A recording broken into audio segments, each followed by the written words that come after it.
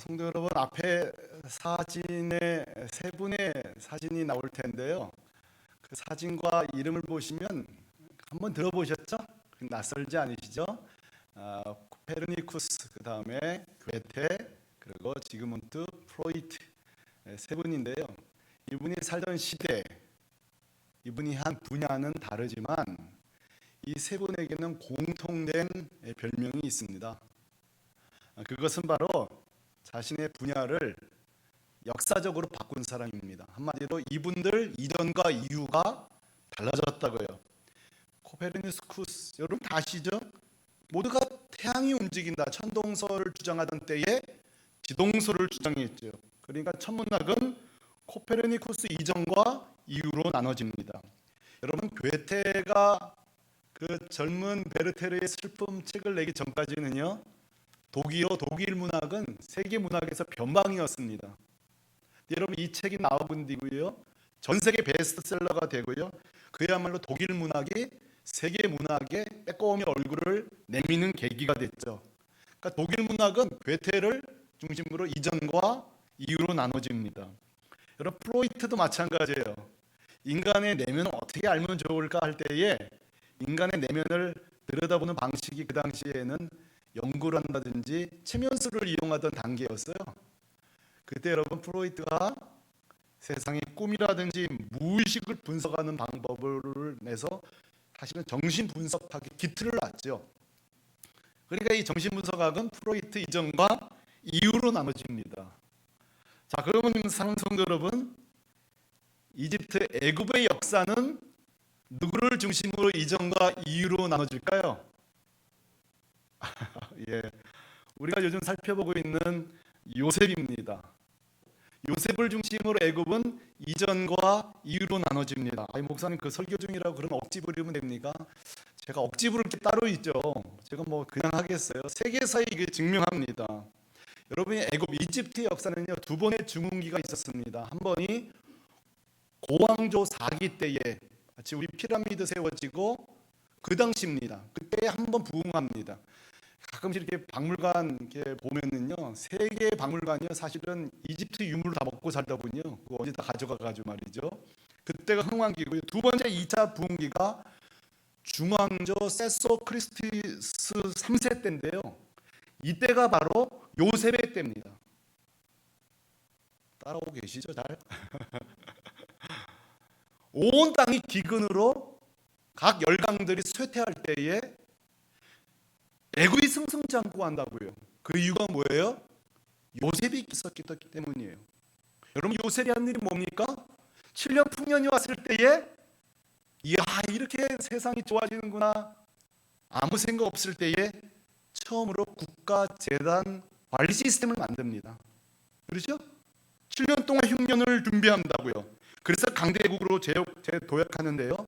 여러분, 요셉이 만든 국가재난 관리 시스템은요, 한마디로 말하면 핵심은 단순해요. 창고예요, 창고.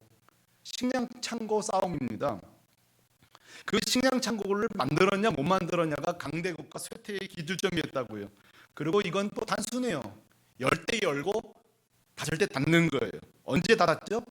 7년 풍년 때입니다. 이 저장 시스템이죠. 7년 최대 생산량 때에 요셉이 한 일은 곡식을 준비하는 일입니다. 그래서 오늘 47절, 8절에 보면은 요셉의 애굽의 땅에 있는 곡식들을 각성히 저장했다, 이렇게 말하고 합니다. 자, 오늘 54절에 보면 이런 재난 관리 시스템이요, 효과를 발휘하는데요. 54절, 흉년이 들기 시작하는데 다른 나라들은 이제 먹을 게 없는 거예요. 그때 애굽만큼은 보세요. 애굽 온 땅에는 먹을 것이 있더니 효력을 발휘하고 있죠. 이때는 이제 창고에 굳게 닫았던 문을 여는 거예요. 요셉이 한 일은 두 가지예요. 닫고 열고. 이 열 때에는 곡식을 나눠주기 시작하는데요. 이 창고를 열자마자 세상에 자국 백성뿐만 아니라 타국민들까지도 이 곡식을 막 사러 오기 시작합니다. 그리고 요셉이요, 이걸 다 나눠줍니다. 오늘날로 이 요셉의 창고는요, 뭘로 얘기하면 될까요? 우리 이장님 근처에 있는 코스트코라고 생각하시면 돼요. 그 당시에 월마트 생각하시면 됩니다. 뭐든지 다 있는 거예요. 그러니까 사실은 요셉의 창고는 풍요로울 때는 그냥 미국 창고예요. 그렇죠? 근데 막상 기근이 오니까 여기가 단순히 미국 창고가 아니라 생명 창고예요. 구원의 창고가 된다고요. 그리고 궁극적으로 나중에 이스라엘 야곱의 백성들까지 들어와서 하나님의 구속사가 이어지게 되죠. 단순히 요셉 애굽을 먹여 살린 게 한 것이 아니라 이스라엘을 마치 아기의 태반처럼 보호하기 위한 놀라운 계획이 안에 들어있던 거죠. 저는 요 몇 주 동안에 요셉의 창고를 혼자 묵상해봐요. 이 창고라는 거에 대해서 창고. 예, 우리 교회도 이렇게 막 창고가 있는데요. 여러분 집에도 혹시 창고가 있으신가요? 전 묵상하면서 이 요셉의 창고에 대해서 깊은 영적인 깨달음 그리고 중요한 결론을 얻게 되었어요. 자, 제가 쓰는 이 문장을 들으시고 동의되는지 한번 들어보세요. 역사 속에서 위대한 강대국, 위대한 왕이나 군주, 조직, 회사, 사회, 개인이든 누구든 창고를 만들지 못해 망했구나. 이게 제가 내린 결론이에요. 다시요. 강대국이든 위대한 군주든 조직이든 개인이든 누구든 창고를 만들지 못해 망했구나. 자, 무슨 말일까요? 여러분, 우리의 인생에 돈이든 건강이든 인간관계든 사업이든 뭐든지 우리는 흉년이 오기도 하고 풍년이 오기도 합니다. 그렇죠? 보편적으로 여러분 풍년 때가 우리에게 한 번은 몇 번은 옵니다. 누가 그러시더군요. 인생이 몇 번의 풍년이 온다고요. 자, 그런데요. 역사 속에서 보편적으로 우리 주변을 보면 이 풍년의 때 대부분의 삶의 태도가 뭐죠? 사치, 교만, 방탕으로 삽니다. 절제가 없어요. 제일 하나님과 멀어지는 시간입니다. 자, 그렇게 따지면 집안의 창고는 늘어났는데 어떻게 보면 영적 창고는 탈탈 털리고 있는 중인 거예요. 내가 속고 있는 거죠. 내 육신의 창고가 막 부유강해지면서 사치와 방탕과 무절제와 교만으로 살면서 영적으로는 하나님과 멀어지니까 내 영적인 창고는 계속 비어가는 거예요. 더 큰 문제는요, 내 영적 창고가 비어가는지를 몰라요. 대표적인 사람이 구약의 이스라엘 백성 아닙니까? 광야에서의 그런 어려울 때는요, 하나님과 관계가 순탄합니다. 그러나 가나안 땅에 정착하고 그들이 이제 농사짓고 거주할 집이 생기고 하나님과 독립되어 살 수 있는 만 하니까 교만하고 사치하고 이방신 섬기고요. 어떻게 보면 역사 속에 가난해서 망했다기보다는 너무 부유해서 망한 나라가 많습니다. 너무 가져서 허망하게 산 왕들이 많습니다. 영원히 해가 지지 않을 것 같다는 로마도 마찬가지죠. 역사학자는요, 로마가 망한 이유를요, 전투라고 말하지 않아요. 두 가지 때문에 망했대요. 하나는 파티 문화와 목욕탕 문화. 사우나요. 거기에 온갖 음란함이 다 들어 있습니다. 파티 속에 모든 사치와 방탕이 다 들어 있습니다. 여러분, 교회도 마찬가지입니다. 교회도 피비린내 나는 황제의 박해가 있었어요. 그 당시 기독교 초기에. 이 황제의 박해 때는요, 그 지하 동굴에 모여서라도 승리했습니다. 그러나 313년에 콘스탄틴 황제가 기독교를 국교화시키고 교회에 막대한 부와 농토와 힘이 생기고 권력이 생기는 순간에 여러분 타락해버려요. 그래서 혹자는 얘기했어요. 여러분, 이 말이 도움이 되시길 바라요. 교회나 집이나 건물이 올라갈 때 조심하라고 그랬어요. 건물이 올라가면 좋은 거 아니에요? 교회 건물 커지면 좋은 거 아니에요? 전 예전에 이 말을 예전에 읽은 거거든요. 역사책에서. 요즘 이해가 돼요. 교회든 건물, 어떤 조직이든 건물이 올라갈 때 가장 조심해야 될 때다. 자, 풍년의 때 창고 못 만듭니다. 영적인 창고 못 만듭니다. 반대로 흉년이 찾아옵니다. 흉년의 때는 그야말로 육적인 창고도 없는 때예요. 당연히 영적인 창고도 준비가 이미 안 돼 있지요. 영적인 창고가 비었다는 뜻이 뭐예요? 잘 생각해 보세요. 여러분, 우리 인생에 문제가 없고 어려움이 와요. 그때에 붙잡을 게 있으면 사람이 사는 거예요. 사람이 막 물에 떠내려갈 때에 붙잡을 거 나무토막 하나만 있어도 살잖아요 우리가. 여러분 영적으로도 마찬가지예요. 결국 우리가 사는 게요, 어려워도 붙잡을 말씀이 있으면, 이거 있으면 사는 거예요. 근데 여러분, 이렇게 흉년이 오고 영적인 흉년이 올 때는요, 서러운 게요, 어느 순간에 인간관계, 영적인 인간관계도 하나도 안 해놔가지고 나를 위해 중보 기도해 줄 사람이 하나 없을 때가 있어요. 여러분 신앙생활이요, 예배만 드리는 거라면요, 여러분 신앙의 반밖에 못 깨달으신 거예요. 신앙생활이 중보 기도가 얼마나 위대하고 아름다운지 몰라요. 원래 중보 기도라는 게 반치가 아니에요. 기도는 내가 하는 거잖아요. 내가 내 기도해야 되는 거잖아요. 그런데 하나님이 주신 놀라운 축복이잖아요. 내 자녀가 방황하고 있을 때, 내 남편이 방황했을 때에 내가 그를 위해서 기도할 때 하나님 내 기도를 들으시는 거예요. 이게 얼마나 놀라운 특권이에요. 축복이에요. 근데 여러분, 이 영적인 빈곤 때에 중보기도 부탁할 사람이 없는 날이 올 거예요. 허망한 날이 온다고요. 그러니 어떻게 해요? 하나님 찾을 힘도 없죠. 원망과 분노 속에 사는 거죠. 저는 사탄이, 이 마귀가 우리 인생에 쓰는 두 가지 아주 좋은 아이템, 게임으로 애들 말하면 게임으로 아이템, 중요한 무기가 뭐냐면 하나는 절망과 하나는 교만이에요. 풍요로울 때는 우리를 교만하게 만들어요. 그리고 흉년에 오면요 절망하게 만들어요. 우리가 그러지 않아요. 어쩔 때는 아침에 막 내가 막 대단해 보이잖아요. 대단해 보이죠. 어느 날 갑자기 리모컨 하나 못 찾는 날이 옵니다. 리모컨을 냉장고에서 찾는 그날 절망합니다. 야, 내가 형편없는 존재구나. 그런 날이 와요. 집 번호가 생각 안 나는 날이 옵니다. 자, 여러분 요셉이요 준비한 게요, 알고 보니까 단순히 미국 창고가 아니에요. 여러분 요셉은 궁금하지 않습니까? 풍년이 와도 교만하지 않아요. 흉년이 와도 절망하지 않아요. 그 이유가 뭔지 아세요? 오늘 요셉이 자녀들 이름을 짓는 것에 그 비결이 나와요. 자, 여러분 우리가 자녀 이름 지으실 때 여러분 다 여러분 소망을 담으셨죠. 저도 우리 삼남이 이름 지을 때에 예수 세대가 되라 그래서 예세대 이렇게 졌어요. 이름에도 깊은 뜻이 있습니다.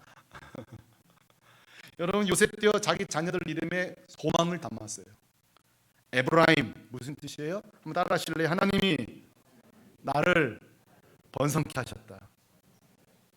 너무 소중한 이름이죠. 자, 므낫세 무슨 뜻이죠? 하나님께서 고난을 어떻게 하셨다고요? 잊게 하셨다. 자, 하나님 나를 번성케 하셨다. 내 고난을 잊게 하셨다. 저 두 문장이 뭐예요? 하나는 절망이고 하나는 풍년이잖아요. 흉년, 풍년. 흉년 때도 절망하지 않고 풍년 때도 교만할 필요 없는 이유가 뭐죠? 번성케 하시는 것도 하나님이시요. 그럼 아멘이십니까? 어려울 때 우리를 살리시는 것도 하나님이신 거예요. 자, 그러므로 우리가 이 요셉을 묵상할 때에 자꾸 눈에 창고, 이 곡식 창고만 보이시면 안 돼요. 진짜 이 말씀의 핵심은요, 요셉이 만든 건 미국 창고가 아니라 사실은 신앙의 창고를 만든 거예요. 영적인 창고를 만들었다고요. 이미 자녀들 이름 속에 요셉의 신앙 고백이 다 들어있어요. 겉으로 보면요, 요셉은 그냥 재난 관리 시스템만 만든 것 같지 않지만 그 안에는 영적 관리 시스템이 있는 거예요. 그게 뭐예요? 믿음과 영적인 창고를 만든 거예요. 하나님 중심 사상. 하나님 중심 사상. 이 하나님이 어려울 때는 에이 하시겠지. 풍년인 때는 에이 내가 교만할 거 하나 없어. 하나님이 하시는 거지. 여러분 우리 성도들에게 이런 은혜가 있기를 바랍니다. 교만할 때 여러분 시금방 떠는 성도 되면 안 돼요. 에이 목사님 저는 절대 안 그럴 거예요. 그러기를 바랍니다. 절대 그러기를 바랍니다. 별 수 없어요. 우리 인간이요. 요만큼만 가졌어도요. 의식되고 싶은 게 우리 인간이에요. 저는 오늘 요셉을 보면서요. 자연스럽게 우리 예수님으로 시선이 가요. 요셉을 볼 때마다 예수님으로 시선이 왜요? 여러분 요셉과 예수님이요. 너무 일치된 게 많아요. 보세요. 요셉도 꿈을 꿨죠? 예수님도 하나님 나라 구원의 꿈을 꾸고 이 땅에 오셨어요.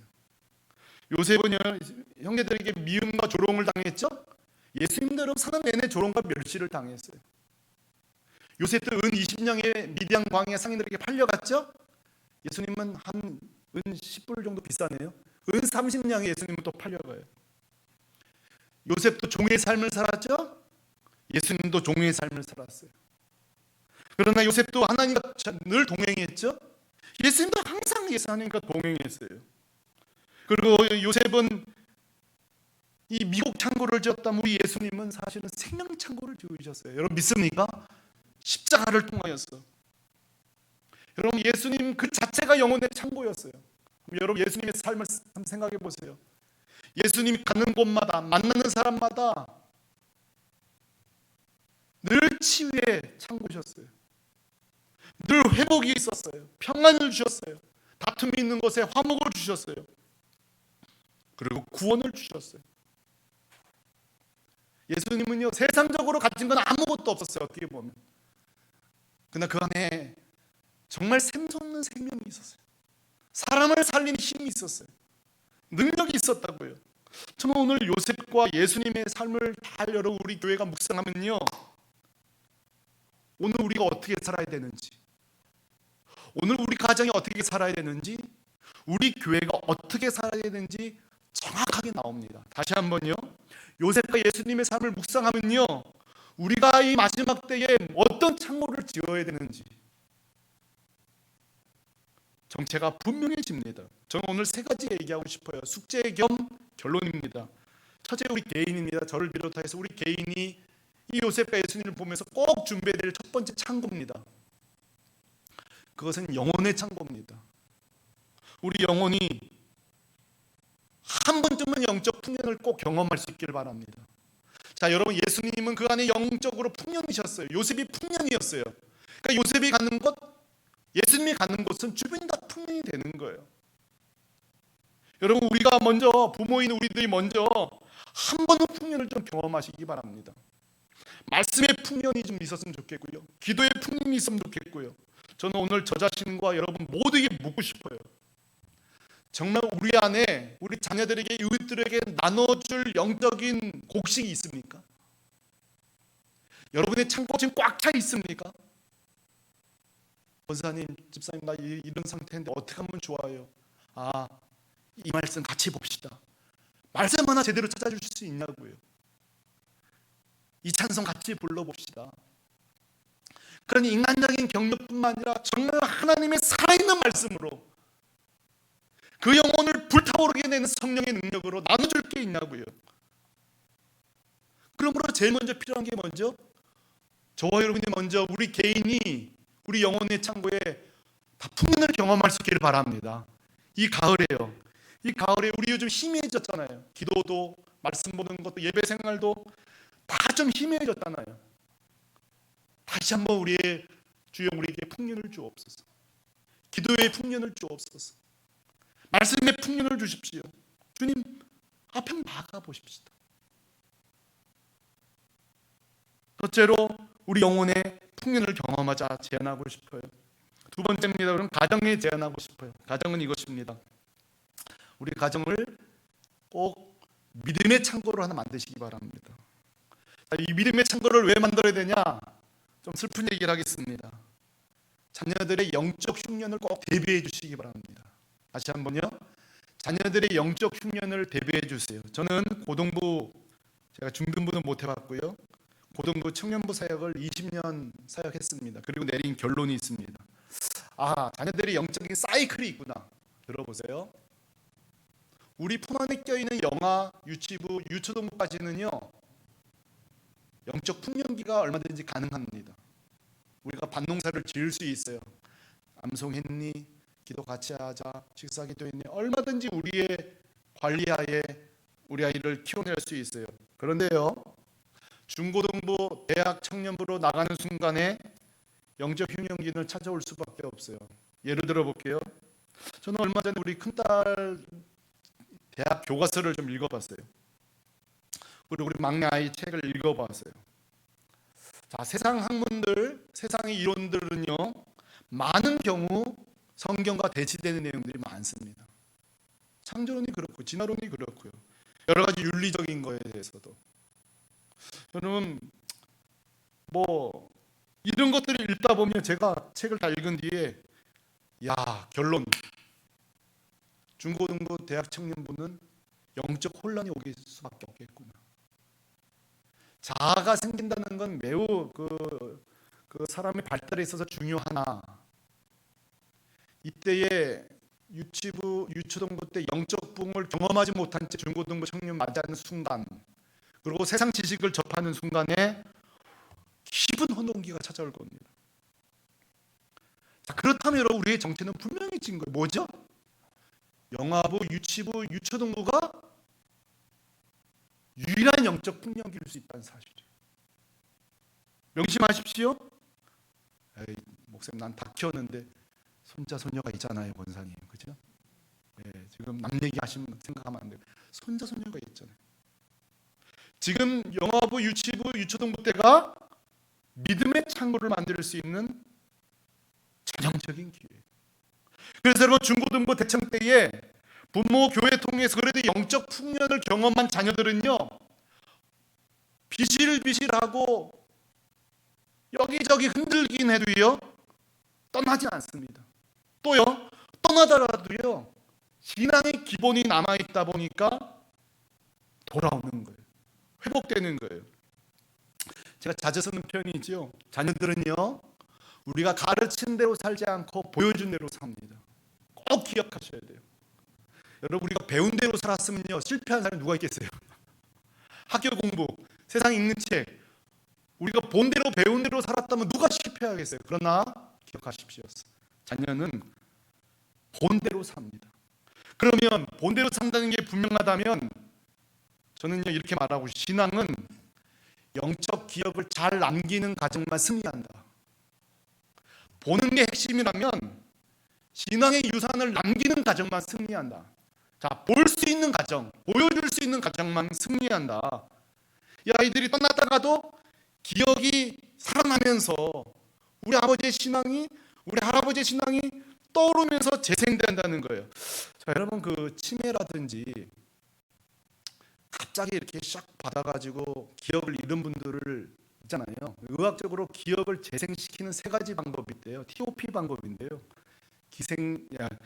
기억 재생 원리가 TOP인데요. 하나 뭐냐면 시간, 장소, 사건, 장소. 이게 무슨 말인가 하면은 사람의 기억을 이렇게 되살릴 때에 그때 저랑 같이 제주도 갔던 거 기억나시죠? 자꾸 이렇게 해줘야 된다는 거예요.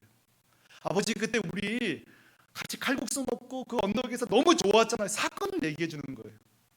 그리고 우리 같이 강마다 갔던 얘기, 장소를 얘기해 줄 때 사람의 기억이 재생된다는 거예요. 여러분 이거 그냥 해보시면 좋아요.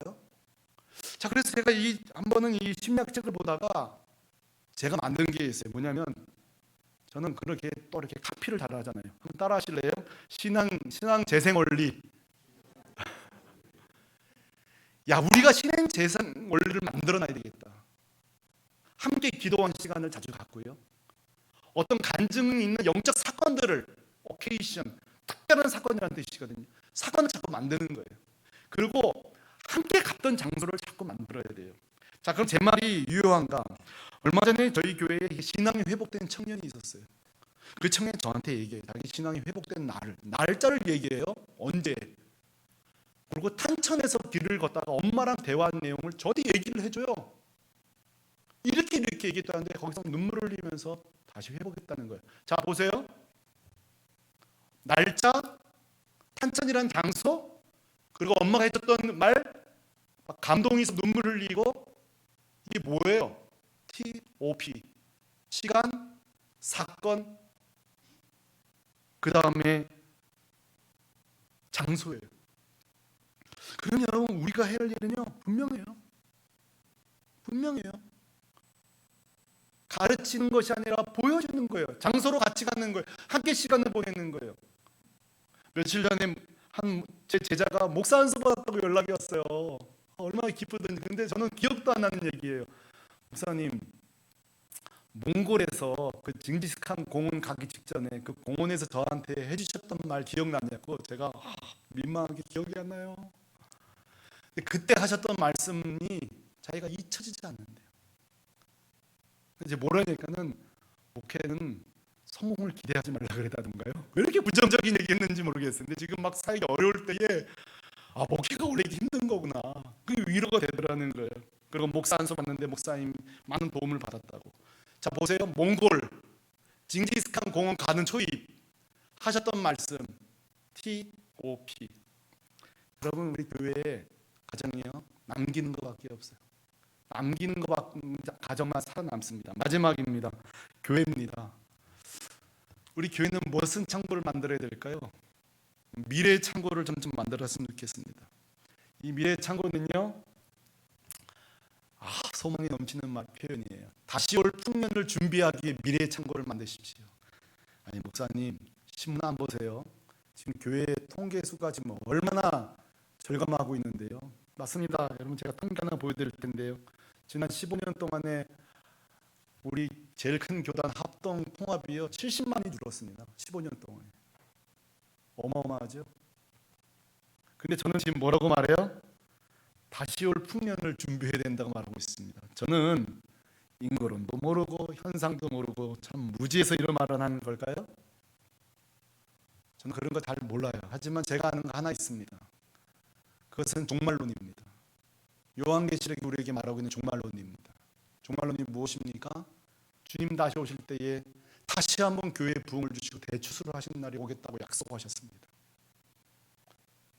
현상과 상황과 지금 교회의 형편이 저는 잘 모르겠어요. 그러나 하나님의 살아있는 말씀은 주님 다시 오실 때에 다시 한번 교회에 부흥을 주시겠다고 하는 말씀을 저는 믿습니다.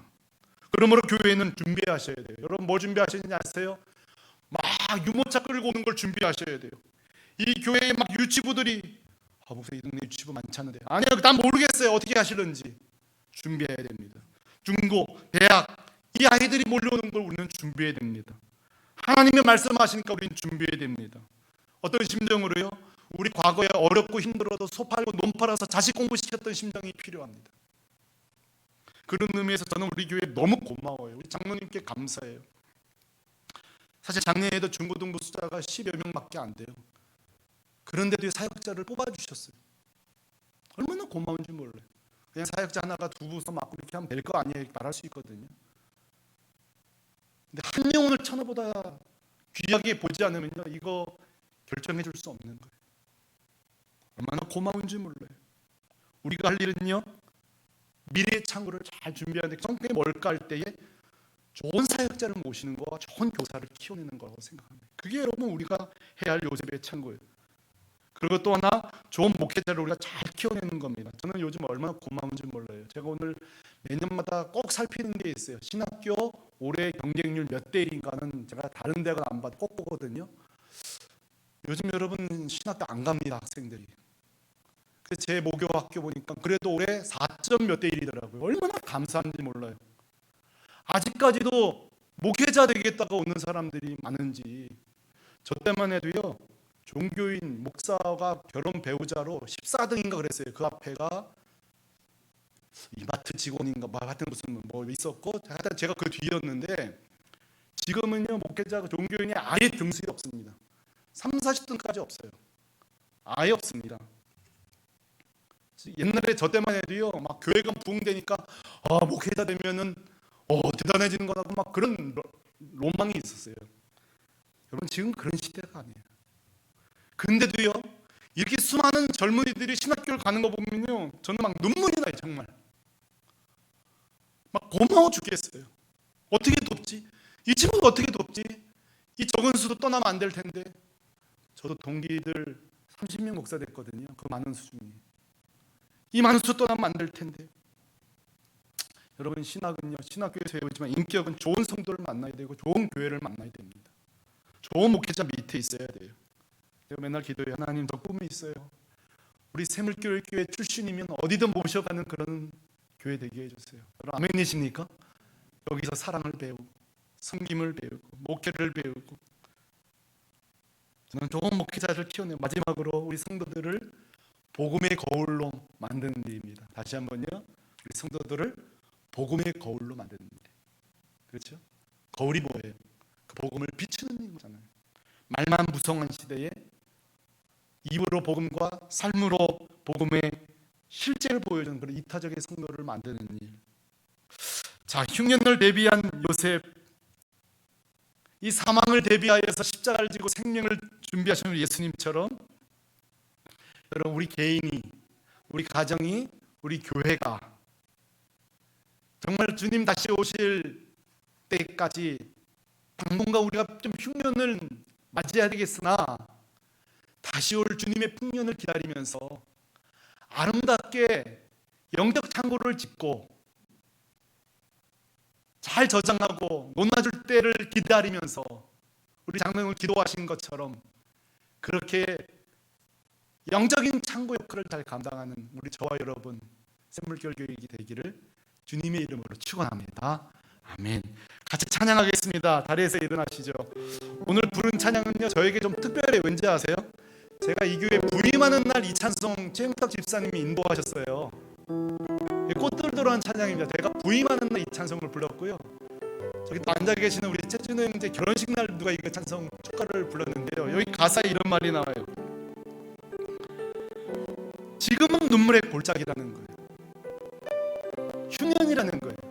그런데요, 이곳에 생명샘이 솟아나고요, 열매가 맺히고요, 웃음소리가 넘쳐나고요, 그리고 하늘을 보니 구름이 있고요, 꽃이 있고요, 하나님의 에덴 동산이 다시 된다는 거예요. 비록 우리가 사는 곳이 지금 사막과 같은 흉년이지만 다시 샘이 터지고 예수 그리스도의 그런 생명수가 흘러나갈 걸 기대하면서 우리 교회가 그런 역할을 감당해 원하면서 저도 이 교회 처음 온 날을 추억하면서 찬양하겠습니다. 여러분들 처음 오신 성도도 계신데요, 첫 찬양입니다. 이 찬양 같이 하나님께 올려드리십시오.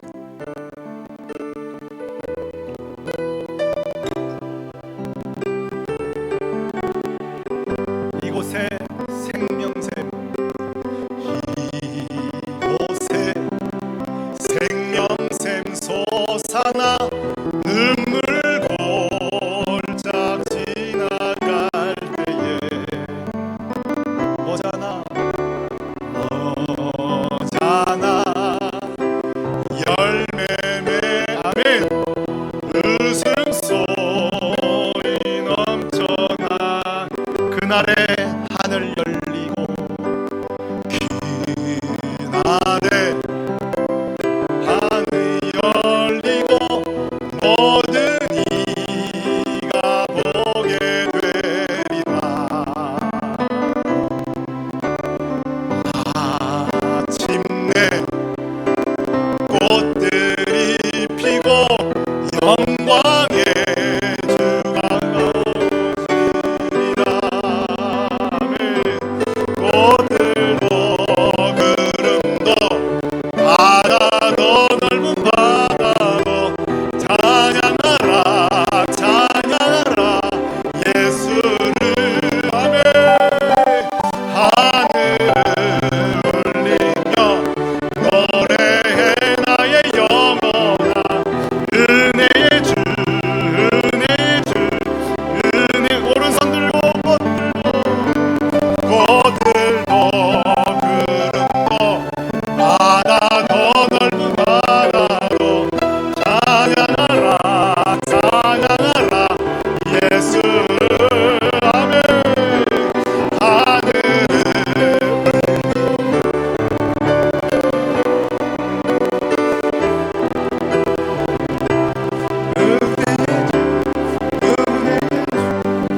사랑하는 성도 여러분, 이제 제가 하나 제안을 할게요. 여러분 가족 식구도 좋고요, 남동생 여동생도 좋고요, 누구든 좋아요. 지금 육적인 영적인 흉년을 맞이한 분을 마음에 떠올리세요. 참 그분이 지금 영적 창고가 꽉꽉 차 있었다면 일어날 텐데 그러지 못한 상황이에요. 저도 지금 눈물로 기도하는 가정들이 있어요. 도대체 이 가정이 언제 영적 부흥이 될까? 기도해봐요. 자, 이 시간에 우리 중보 기도할 때 하나님, 영적으로 육적으로 흉년을 맞이한 내 딸, 내 동생, 우리 가족, 우리 부모님 영적인 풍년을 좀 주세요. 영적인 좀 풍년을 주세요. 한번 우리 간절히 합시다. 기도하겠습니다.